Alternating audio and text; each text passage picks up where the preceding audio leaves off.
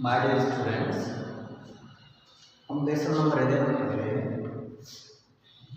If I कल तक हमने पेज नंबर 141 तक पढ़ लिया। आज हम पढ़ रहे हैं 142 से। ठीक है। Introduction. I am okay, I have got a reason for everything. यहाँ से मैं ठीक हूँ, मैं अच्छा हूँ। I have got a reason for everything. मेरे पास सभी का एक कारण है, सभी चीजों का मेरे पास कारण है। I have got a reason for everything. I am going to be Vincent Charles Gerard. I am going to be Vincent Charles Gerard. अब मैं विंसेंट चार्ल्स जेरार्ड बनने जा रहा हूँ। सी, क्या तुम्हें पता है या समझे? See, I have got to know what it talks like. मुझे ये पता लगाना है, क्या पता लगाना था कि वह कैसे बात करता है। I have got to know what it talks like. Now I know. अब मैं ये जानता हूँ। Now I know that posh stuff comes easy. That posh stuff comes easy. ये सभ्य व्यवहार सीखने में आसान है। पॉज सभ्य के लिए कई बार वर्ड यूज होता है। That posh stuff comes easy. ये सभ्य व्यवहार आने में, सीखने में, ग्रहण करने में बहुत ही आसान होता है। This is mister V.C. Gerard speaking. Pantomime of phoning in imitation culture. Voice.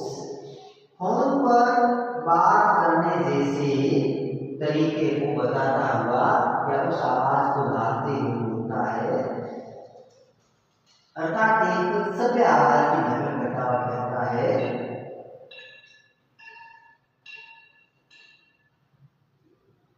कि मैं V.C. Gerard बोल रहा हूँ। This is Mr. V.C. Gerard speaking. And that is not all. और ये काफी नहीं है। He stands up. वह खड़ा होता है। Get up a minute. Gerard stands. 1 minute के लिए खड़े हो जाओ।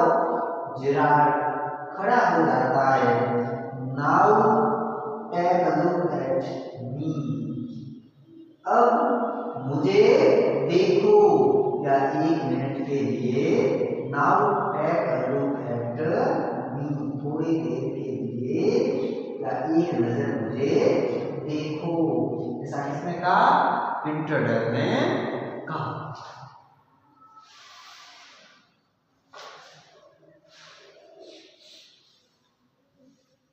बोर्ड पे वर्ड लिखा है साइट। Site SIGHT।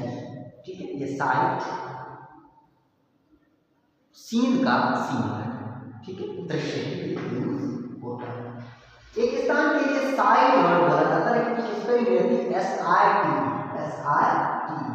प्लेस या स्थान के लिए, जैसे अपना कोई बिल्डिंग का काम चल रहा है, कंस्ट्रक्शन काम चल रहा है, कोई ब्रिज बन रहा है, तो जनरली बोला जाता है कि मैं साइट पे जा रहा हूँ। तो क्या होता है कि वो कंस्ट्रक्शन साइट होती है जहाँ पे काम चल रहा होता है, कंस्ट्रक्शन का स्थान होता है। तो उसकी स्पेलिंग रहती है SIT। ये अलग है SIT, site. And place PLAC, इसके लिए वर्ड यूज होता है स्थान के लिए, साइट या place. Construction site, construction site जहाँ निर्माण का काम हो रहा है, सड़क का काम हो रहा है, तो बिल्डिंग बन रहा है, डैम बन रहा है, कैनाल का काम हो रहा है, तो इसे कहते हैं साइट SIT। TE, ये प्लेस या साइट के जो स्थान के लिए वर्ड यूज होता है। ठीक है, अब जो आगे हम पढ़ रहे हैं वो है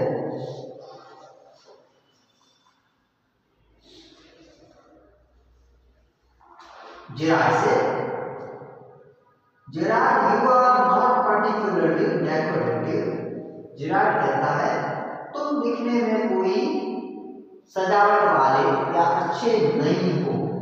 डेकोरेटिव मतलब जो साज सज्जा का ध्यान रखता हो, दिखने में सुंदर हो, हम डेकोरेशन वगैरह करते हैं।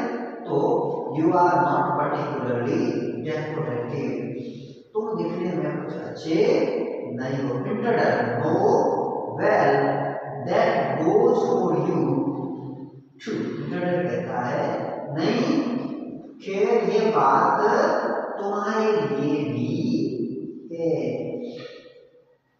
I have only got to wear specs and I will be enough like you get away with it. मुझे बस चश्मा पहनना होगा और मैं इतना अधिक तुम्हारे जैसा दिखूंगा कि मैं बच निकल पाऊंगा।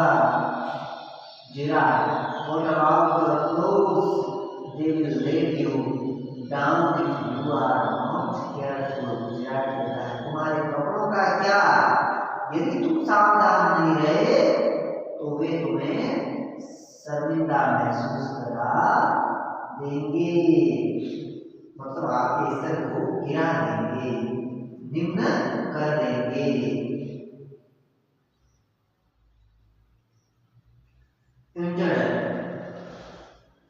That will be all right. कहता है कि हाँ वह ठीक रहेगा। Yours will fit me fine. Yours will fit me fine. तुम्हारे कपड़े मुझे अच्छी तरह फिट हो जाएंगे। Yours will fit me fine. Gerard क्या कहता है? That is extremely interesting, but you seem to miss the point of my remark. Gerard कहता है बहुत अधिक रोचक है, लेकिन ऐसा लगता है कि तुमने मेरी टिप्पणी पर ध्यान नहीं दिया। I said you were luckier than most melodramatic villains. मैंने कहा था तुम अति नाटकों के अधिकांश खलनायकों से अधिक भाग्यशाली हो। It was not a tribute to your intelligence. और ये तुम्हारी बुद्धिमत्ता की प्रशंसा नहीं थी, सराहना नहीं थी। You want to kill me for a very good reason. एक बहुत अच्छे कारण से तुम मुझे मार नहीं सकोगे, अर्थात तुम मुझे नहीं मारोगे। So that is what you think. उसमें क्या कहता है?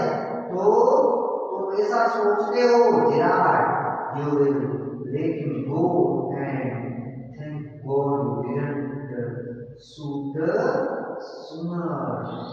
वापस हो। Gerard कहता है कि तुम मुझे जाने दोगे और ईश्वर को धन्यवाद दो, तुमने जल्दी गोली नहीं चलाई। Come on, what is on your mind? Better quick. This conversation bores me. कहता है चलो, come on.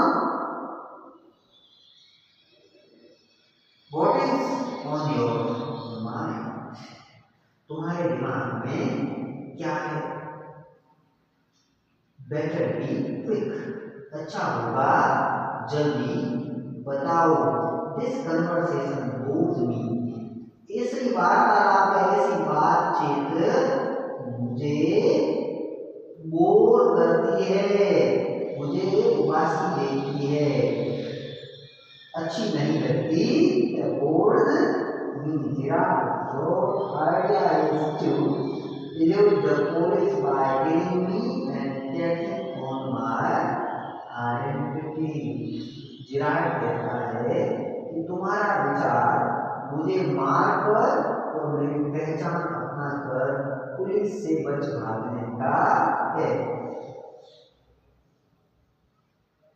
Yes I like the idea. उसपे क्या, हाँ मुझे ये विचार अच्छा लगता है। जिराट but I am sure it is going to help you. जिराट कहता है लेकिन क्या तुम्हें पक्का विश्वास है कि उससे तुम्हें सहायता मिलेगी। Interrupt now listen here I got your plan.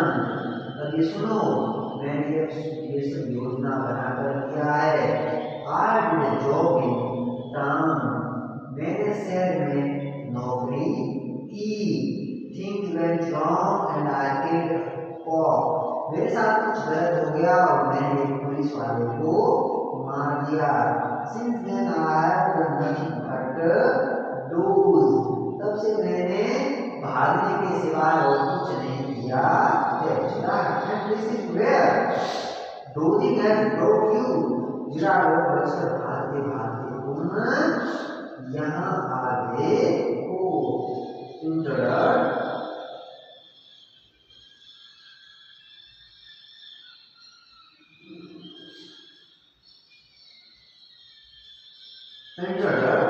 it brought me to Ellsbury. भागते भागते मैं एलिसबरी पहुंच गया। That is where I saw you in the car. उसी स्थान पर मैंने तुम्हें कार में देखा। Two other people saw you and they started to talk. दो लोगों ने तुम्हें देखा और बात करने लगे। I listened. मैंने सुना। It looks like you are kind of mysterious man. ऐसा लगता है तुम कुछ अजीब हो, एक प्रकार के रहस्यमयी व्यक्ति हो। माइस्ट्री का होता है रहस्य। ओके,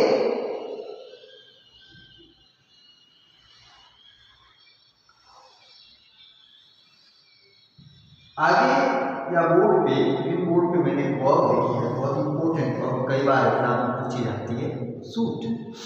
शूट का अर्थ होता है गोली मारना या गोली चलाना। शूट की सेकंड फॉर्म होती है शॉट, थर्ड फॉर्म होती है शॉट। एक आगे वर्ब लिखी है क्लेरिफाई, CLARIFY। क्लेरिफाई का अर्थ होता है स्पष्ट करना। क्लेरिफाई का अर्थ होता है स्पष्ट करना। क्लेरिफाई कि सेकंड और थर्ड फॉर्म जब बनेगी तो वाई की जगह आर और साथ में ईडी जुड़ जाता है। सेकंड और थर्ड फॉर्म होती है क्लेरिफाई। एक वर्ड आगे दिया स्टोलन। स्टोलन स्टील का past participle. Steal, stole, stolen. Steal का मतलब होता है चोरी करना या चुराना। यहाँ देखो मैंने नीचे सेंटेंस में इस पास्ट पार्टिसिपल को यूज करके सेंटेंस लिखा है। अ thief threw the stolen bag in the drainage line. अब देखो यहाँ जो stolen वर्ड है वो किसको स्पेसिफाई कर रहा है? बैग को। बैग की विशेषता बता रहा है कि वो बैग क्या है? चुराया हुआ बैग है। तो बैग के लिए पास्ट पार्टिसिपल का काम कर रहा है स्टोलन।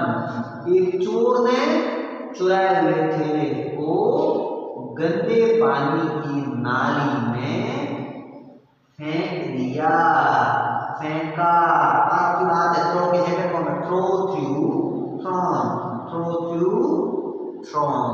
तो इस प्रकार से यार जो ये पास्ट पार्टिसिपल यूज हो रहा है, ठीक है।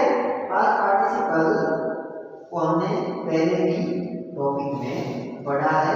पास्ट पार्टिसिपल का राइटिंग में अर्थात इंग्लिश में लिखने में काफी यूज होता है, ठीक है।